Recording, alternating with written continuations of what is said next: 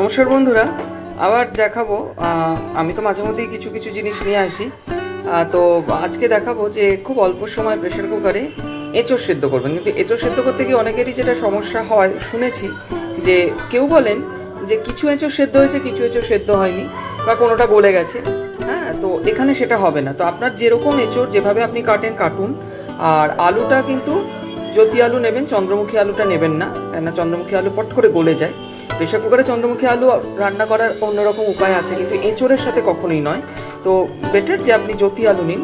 তো ভালো করে সব ছাড়িয়ে ধুয়ে ঠেয়ে একদম জল দিয়ে দেখুন, ভরা মানে জলে ওপর ডোবা, ঠিক আছে? এরকম একটা কন্ডিশনে আপনি রাখলেন, রেখে একটু নুন হলুদ দিয়ে তারপরে টানা 2 সিটি দেবেন, দিয়ে গ্যাসটা বন্ধ করে দেবেন। দেখবেন আপনার সুন্দর সেদ্ধ হয়ে যাবে। তো আমি দেখাচ্ছি, দেখুন নুন হলুদ দিলাম, দিয়ে আর একটুখানি সামান্য সর্ষের তেল।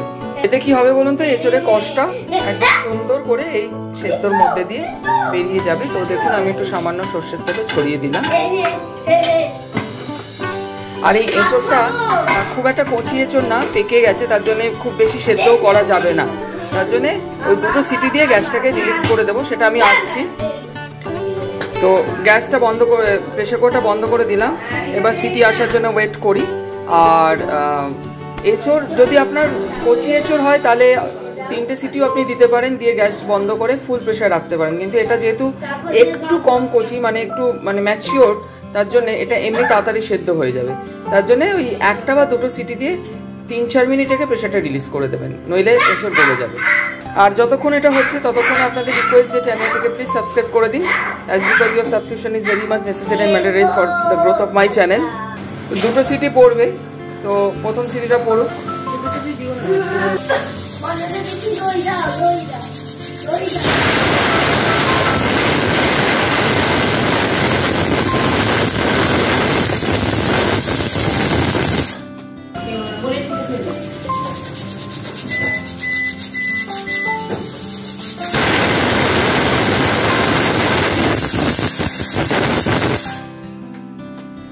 দুটো সিটি পড়ে গেল, গ্যাস বন্ধ করে দিলাম। 2 মিনিট রাখবো, রেখে প্রেসারটা রিলিজ করে দেবো। কারণ আপনাদের বলেইছিলাম যে এটা যেহেতু একটু ম্যাচিওর এঁচোড়, ফুল প্রেসার রাখার কোনো প্রয়োজন নেই। ফুল প্রেসার রাখার প্রয়োজন নেই। কিন্তু এটা যদি কচি এঁচোড় হতো তাহলে কিন্তু 2 সিটি বা 3টে সিটি দিয়ে গ্যাসটা বন্ধ করে ফুল প্রেসারই আপনাকে রাখতে হতো। কিন্তু এখানে সেটা প্রয়োজন নেই, কেননা যেহেতু এটা ম্যাচিওর এঁচোড়, তার জন্যে এখানে একটু আগেই আপনি প্রেসারটা রিলিজ করে দিতে পারেন। আমি 2 মিনিটের মধ্যেই করছি, কেননা বেশি গলে গেলে আবার মুশকিল। যদি পরে দেখি সেটা রান্না করতে হয়ে যাবে। আর যে এক্সেস ওয়াটার, যে জলে সেদ্ধ করেছে সেই জলটা ফেলে দেবো, তাতে কষটা বেরিয়ে যাবে। তো আমি 2 মিনিট পর প্রেসারটা রিলিজ করবো। কিন্তু এখান দিয়ে দেখুন যে হালকা ফ্রদিং হয়েছে, তার জন্য আমি টেনে খুলবো না, আমি বেসিনে নিয়ে গিয়ে জল ঢেলে প্রেসারটা রিলিজ করবো। চলুন 2 মিনিটস ওভার, এবার এটা বেসিনে নিয়ে যাই। দেখুন এঁচোড় আলু সব সুন্দর সেদ্ধ হয়েছে, কোনোটাই গলে যায়। তো আপনারা এইভাবেই ফলো করুন। না, এই জলটা ফেলে দিতে হবে, কারণ এই জলে প্রচুর কষ রয়েছে। এটা ফেলে দিয়ে তারপর আপনারা যেরকম কড়াইতে রান্না করেন সেরকমই রান্না করবেন। তো এটা একটা টিপস বলে দিলাম, আপনারা ফলো করুন, নিশ্চয়ই কাজে লাগবে। নেক্সট কোনো একটি ভিডিও নিয়ে আবার হাজির হবো। ততক্ষণের জন্য নমস্কার, বাই। সবাই ভালো থাকবেন এবং আমার চ্যানেলটিকে সাবস্ক্রাইব করবেন।